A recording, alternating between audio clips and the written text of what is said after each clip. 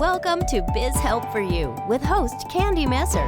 Entrepreneurs like to focus on the big picture, like profitability, success, and a smooth running organization. But there always seems to be those little things like taxes, employee compensation, laws, regulations, and more. Now you can get the answers you need in one place. Join us today as we break it all down for you. Now, here's your host, Candy Messer.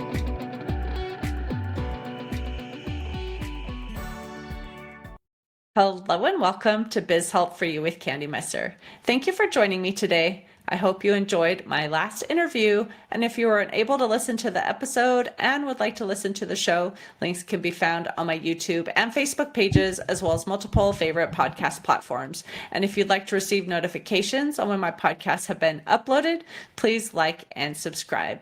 Now, let's learn a little bit about my guest today. Serial entrepreneur, realtor, investor, podcast host, and social media expert, John Mendez is deeply passionate about helping other like-minded individuals like yourself achieve a life of abundance. Through the power of the mind and social media, John is empowering others to obtain financial freedom and build the lives they've always dreamed of living. So, John, welcome to the show. Hey, Candy, it's a pleasure to be here. Excited to see where our conversation takes us. So I'm looking forward to it. Me too. But before I get into any questions I have for you on the topic, I would love for you just to tell our listeners just a little bit more about yourself and how did you begin working with entrepreneurs? Yeah, so for me, it was a very, very long journey and something that came way out of left field. So I'll take you back in a time machine a little bit. So I grew up in the projects. It was 9 of us in a 2-bedroom, lived on Section 8. We had food stamps. My mother, she suffered from mental health issues. My dad, he wasn't a citizen, and him and my mom didn't get along, so he wasn't in the house. So my grandparents on my mom's side of the family raised me. And growing up, I never really had a set role model to look up to, and I never really had any entrepreneurial in the traditional sense bug in me. So I didn't have the paper route. I didn't have the lemonade stands. I wasn't selling candy bars in schools or selling sneakers like some of my friends were in middle school. That was something that never crossed my mind. And even in high school, I took my first entrepreneurship class, but even then I still wasn't doing anything. Money was never really on my mind in terms of how to make it and trying to get into business ownership and anything like that. I did have a little bit of a feeling that I didn't want to go the corporate route growing up. And so I guess that was my entrepreneurial seed being planted and slowly sprouting. But for me, I go to college. I'm my freshman year in 2019, and I'm loving it. I have a 3.78. Everything's going great. And then just like that, pandemic happened. Now, at the end of my spring semester, freshman year, I have to go home early and not come back for the rest of the semester. And then that sophomore semester in the fall, I stumbled across a book that many entrepreneurs may know, Rich Dad, Poor Dad, and it shifted my paradigm enough to realize that there was another way of viewing the world that wasn't being taught in schools, wasn't being taught in my environment, and more importantly, wasn't being taught at home. And for me, being the curious person that I am, I was like, man, well, that Rich Dad guy, he thought differently, and I was a little curious, so I went down the rabbit hole of trying to figure out if there's other people like that. And so I started watching YouTube videos, listening to podcasts on double speed, reading books, whatever I could to just get my hands on more information and figure out more about this personal finance stuff. And in that winter break between my fall and spring semester, sophomore year, I probably learned more about things that actually mattered in those 2 months than most of my years of schooling combined. So I come back my spring semester, and it's like I seen this light, and I wouldn't go from seeing the light. I didn't want to go from seeing the light to acting as if none of that stuff mattered. And I knew I just learned more in those 2 months during the winter than in my whole years of schooling. So I decided to sign up for my real estate class. I dropped out of college that same week. And for me, I never looked back, and I'm enjoying every step of the way. It's been the most amazing ride. It's been tough, extremely tough than more than I expected or imagined. But rather this than still be there in school. Well, and I understand too, myself, I didn't intend to be an entrepreneur and things, happened and, now here we are. I'm, 20 years basically into entrepreneurship myself, but I hadn't intended to be a business owner. And I agree with what you're saying too, that so many people don't learn about finance. And especially if it's not taught at home, it's not something that's really taught in school. Maybe in college you're taking a finance course and you're starting to learn about it, but there are so many people who have no idea, right? And that's kind of my passion too, is really help entrepreneurs understand finance. That's what we do in my business too, is here's some financial reports. Let's look at your profit, your cash flow, all of that. It's really important, but so many really just don't understand. So I think this will be, something that will help them kind of on that pathway too, to really just get some understanding. But we're also looking at things from a little bit different perspective even on that too, and just talking about purpose and how that all kind of intertwines. So I think this is going to be an interesting, discussion today. But it's so true. So many people really never had any pathways laid out for them to really understand finance.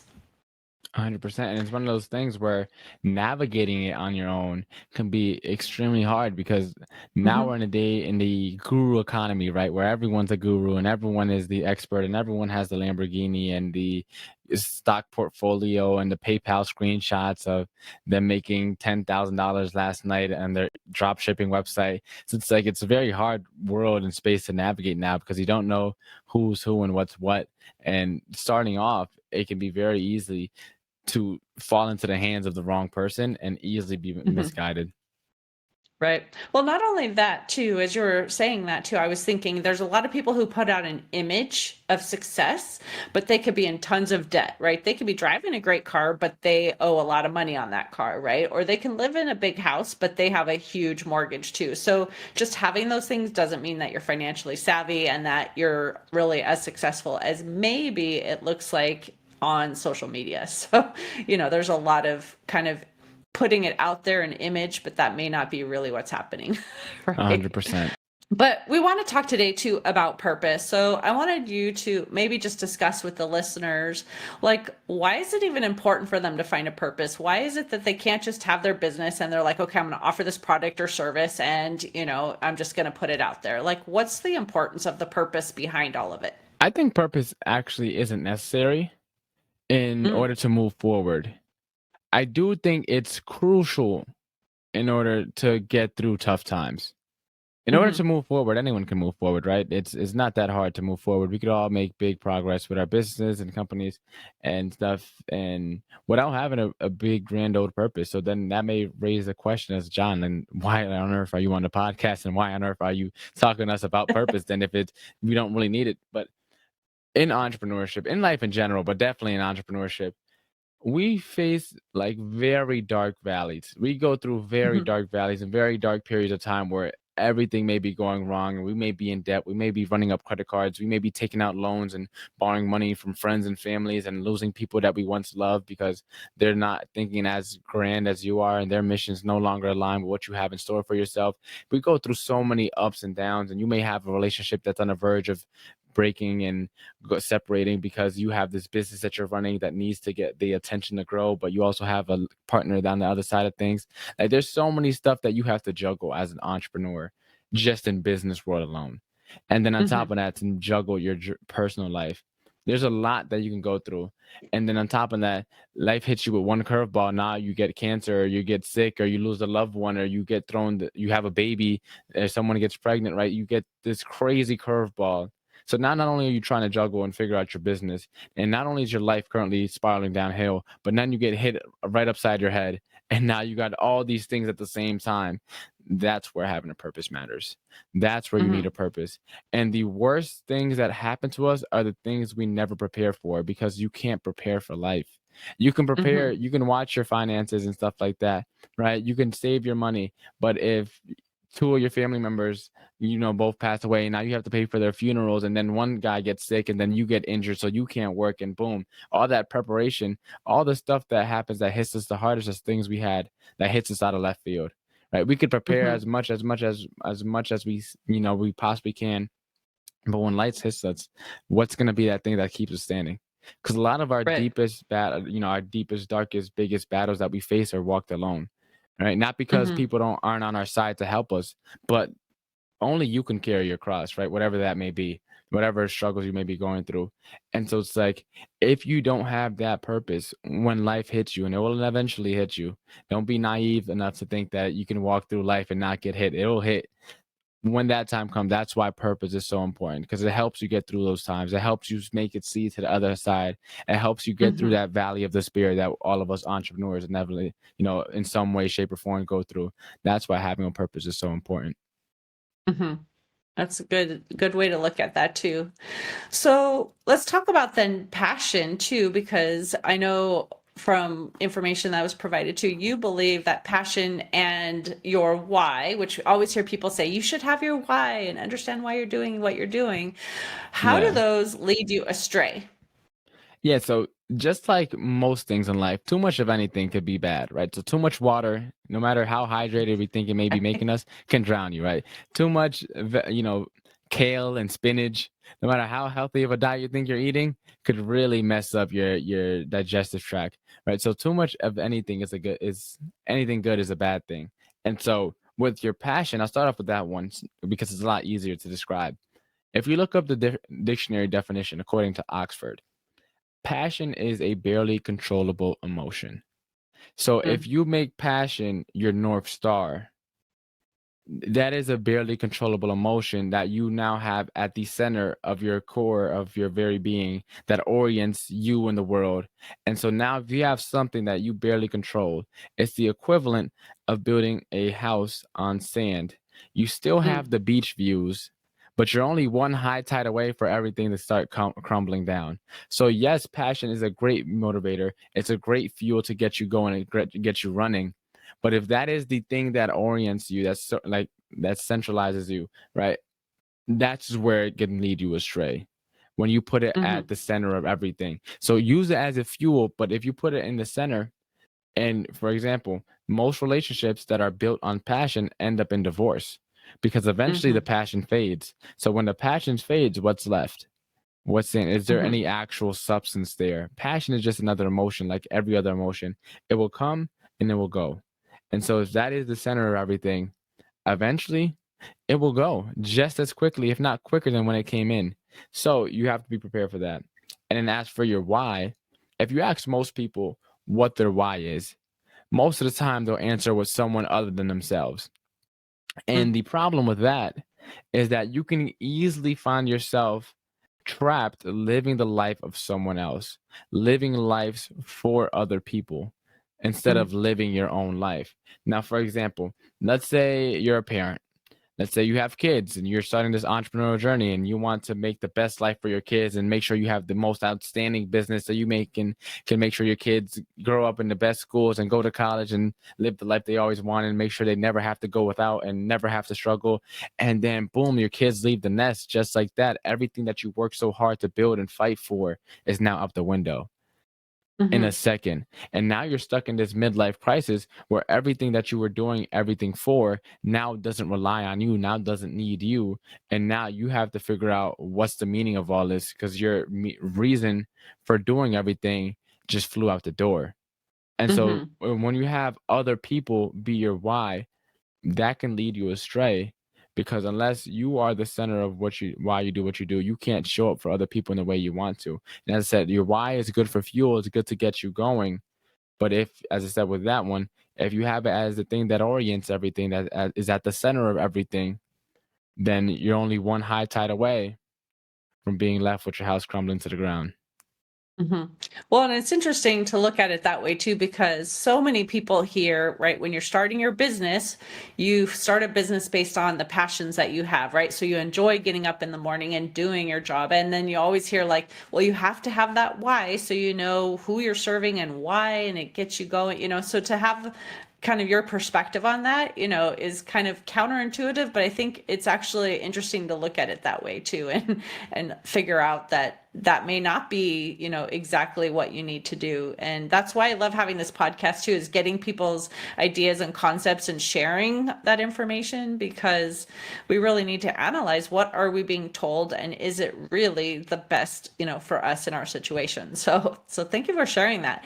But I would love for you then to talk about like our topic that we're, calling this episode too is, in unleashing your Ikigai, right? If I'm saying that correctly, but 4 steps to uncovering your purpose. So if someone's listening to this then and they're like, okay, well, I want to make sure I understand my purpose and what that is, how do they even start, to figure out what that purpose really is?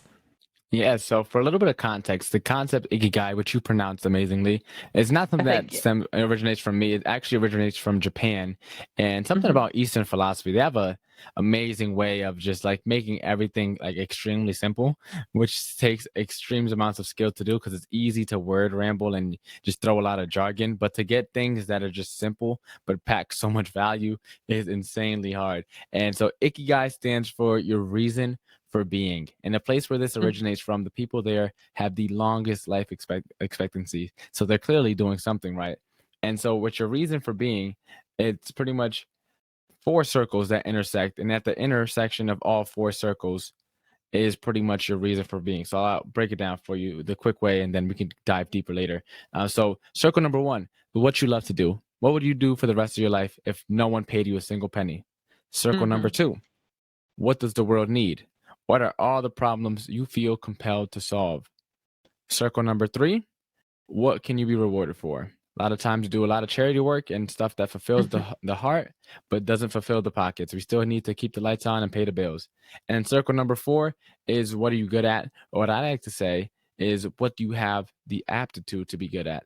So when those Hmm. 4 circles intersect, that is your reason for being. That is your purpose. And of course, we could dive deeper if you'd like. Hmm. So how does someone figure that out then? Because obviously, like, okay, I know what I love, right? But how do I necessarily figure out, okay, these are problems in the world. This is what I can get paid for. This is, I mean, like where those 4 circles intersect to figure your reason for being. Like, how does somebody really figure that out? Yeah, so since it seems like the circle number one, what do you love to do? It's pretty straightforward, right? That's what do Hmm. you do? I like to say when, like, what are you doing when time doesn't exist? Like, list down all those things where just time just goes out the window and you could do forever. Those are usually the things that get you in the right direction for that circle. It's pretty straightforward. The second Hmm. circle is what does the world need? Now, there's 2 schools of thought I think you could go about to help solve this answer. It's what are all the problems that you had to solve to get to where you're at right now. So, for example, for me, I didn't have much money or abundance or wealth in my life growing up, and I still don't. And so it's like for all the people that grew up inner city, that didn't grow up in a nuclear family, that didn't grow in abundance or affluent neighborhoods, like for all those people that didn't want to go to the traditional track, how can I help them? Because I think, if I'm not mistaken, more than 2/3 of Americans can't afford a $500 emergency expense, and Hmm. almost 70% of all Americans are living paycheck to paycheck. So clearly, Hmm. personal finance, entrepreneurship, wealth building is something that's needed. So figuring out what were the things that got you from point A to point B. So figure out what all, for example, maybe acne, right? Oh, in high school, I was suffering from acne. I was going through this, and then I found this one miracle face wash, and now I have clear skin. Like, what are the things that you struggled with that you overcame? That's always a good start. The second school of thought is what annoys you the most? Like, what are the Hmm. things that genuinely get under your skin that really bother you? Like, listing out all those things. So, for example, there's probably a guy or gal who was like, man, waiting in line at the grocery store suck. And then boom, now we have self checkout. No one waits in line, right? So now it's Hmm. like finding the things that annoy you usually gives you a signal that it may be worthwhile to put some energy and effort and thought into solving that, right? So it's either Hmm. what annoys you, or you can go the route of what did you overcome? What were you struggling with prior to getting to where you're at? So that's how you get a good grip of, what the world needs and list down everything that you could think of for there. Now, for circle number three is what you can be rewarded for. Now, as I said earlier, you still have to keep the lights and the bills on. So, finding out ways that you can monetize whatever it is that you're doing so that you can continue doing so. So, I'll use podcasting because we're both podcasters, right? There's sponsorships, there's advertisements, there's subscriptions. If you have a business, you can have your listeners end up being also your clients for your whatever business that you have going on. You could be doing pod swaps. You can be doing, Mhm. host ad reads. You could do like a whole bunch of different things. You could have merch. You could have Mhm. in-person events. The list continues. There's different ways to monetize. So it's figuring out how can you monetize what you're doing. And even if you're doing like a nonprofit, you want to help kids. Well, there's big corporations that want to meet certain quotas when it comes to volunteering and stuff like that. So maybe you may not get paid by the people you're helping directly, but you can have a third party company pay you to do the work that you're doing. Well, maybe it's Mhm. a cat rescue, right? You may not get any money from rescuing cats, but if you partner yourself and position yourself with other companies, that may be a way for you to monetize yourself so that you can continue doing what you want to do. So that's circle number 3. It's how can you be rewarded, whatever it may mean to you, so that you can continue doing what you do. Then circle number 4 is what are you good at? Or as I like to say, what do you have the aptitude to be good at? And Mhm. for this one, I always like to say that the fish is always the last one to realize it's in water. Meaning, a lot of the skills that you may have that come second nature to you, you may not value as much as someone looking externally. So Mhm. sometimes it's best to ask someone like, "Hey, what would you come to me for advice for? What do you think I'm good at? How would you describe me?" And get a third party opinion because this is going to help you see things that you don't see. Because usually the things that you're good at, you don't spend too much time thinking about. And so having that third Mhm. party, that third eyes on, second set of eyes on you will help you see some of the things that just come naturally to you. And I pretty much flew through all of this. So definitely take a second to reflect, write down, make a list for each one. And then once you have that list formed, what you want to then do is then go through the list and see if there are any overlaps with any of the things that you written down in all 4 of the circles. And if Mhm. you don't have anything that overlaps in all 4, well, then now you have a massive list of things to try. And now you be getting in the right direction. And I want you to remember this. When you put in a GPS, you don't figure out what's the first turn. You figure out the end destination and then Mhm. it calculates. So as you progress, you may not know what it is now, but as you consciously make more steps forward, the next steps will show up, similar to like a GPS. It doesn't show you 2 Mhm. turns down. I mean, now you can have a feature where you can just look at the overview and it shows you. But generally speaking, it doesn't show you the next 3 turns, it shows you the next turn. And then once you make that Right. turn, then the next turn pops up and the next directions that pop up, right? So start Mhm. moving forward and start checking things off the list. And if you don't have one that hits all 4 circles, start with the one that checks off all 3 or checks off 2 or just checks off 1 and slowly but surely check the list off and go through them until you get to where you want to get to. Right. Well, and I think as you were talking, I thought of a couple things on that too. And one thing I thought of was, your business is going to change over time anyway. So even if you know all the steps, or you think you know all the steps to get where you want to go, things may come about that are going to bring about some change. I mean, like when I first started my business, I never thought I was going to be doing a lot of what I'm doing. Definitely podcasting wasn't even on, nobody podcasted like really 20 years ago when I started. Right. And I didn't think I would write articles for magazines. I didn't think I would have a, written blog or a video blogs or like a lot of what I'm doing. Maybe even some of the businesses I've served, right? That's not how I started out. So things are going to change over time. And the other thing that I thought of is you might be taking a step and you might fail, right? And a lot of people might get really disheartened at that point and think like, oh, maybe I shouldn't be an entrepreneur, but failure doesn't mean stop. It just means that thing didn't work for you. And what else can you do? Maybe it's tweaking something a little differently or, whatever it is, but don't be disappointed and think that you're not going to be successful just because you had a failure. And reframing how we view failures, right? Because Mhm. failure just means you have room to grow and there's Right. lessons to be learned.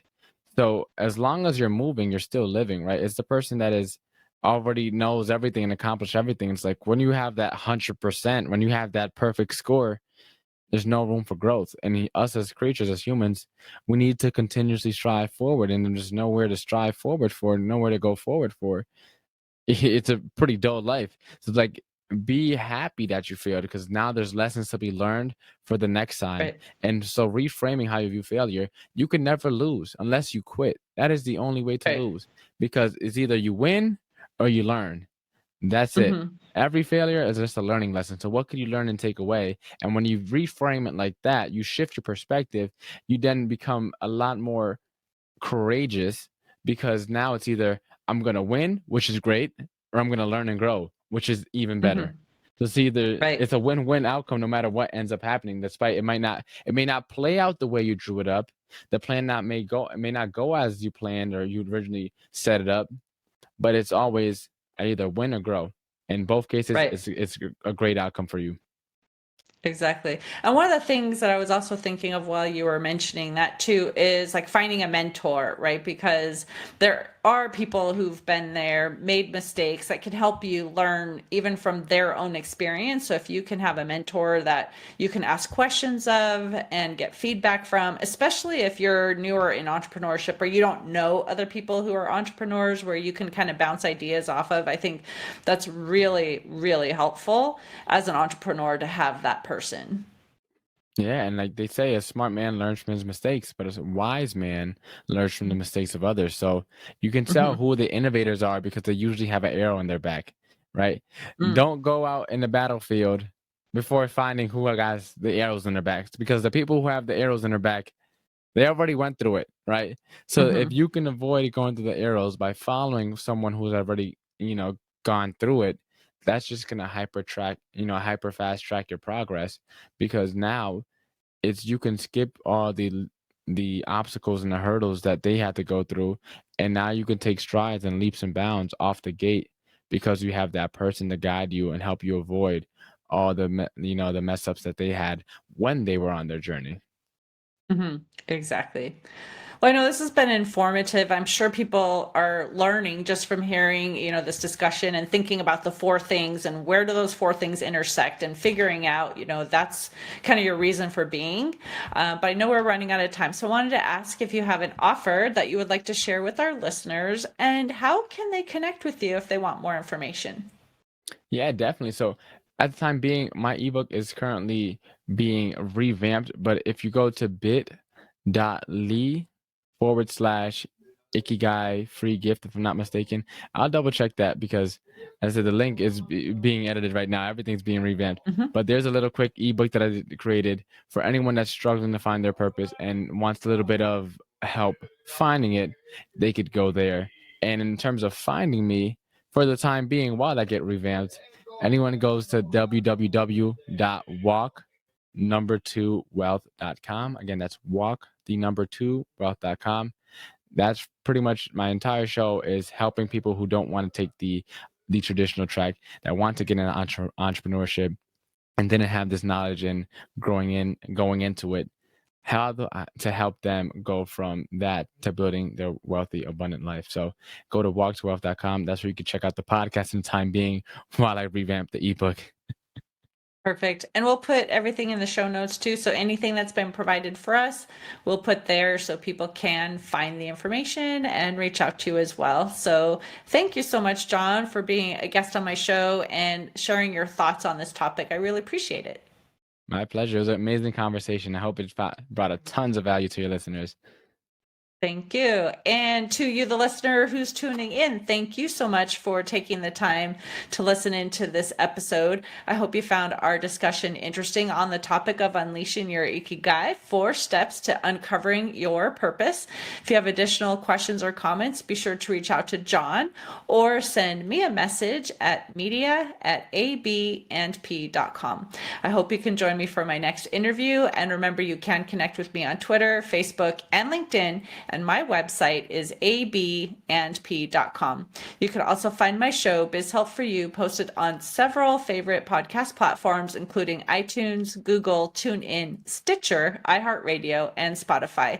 And would you please share my show with those you know and leave a review on your favorite podcast platform? I'd really appreciate your support. Until next time, have a great day. Thank you for listening to Biz Help for You. Please join your host, Candy Messer, again next time.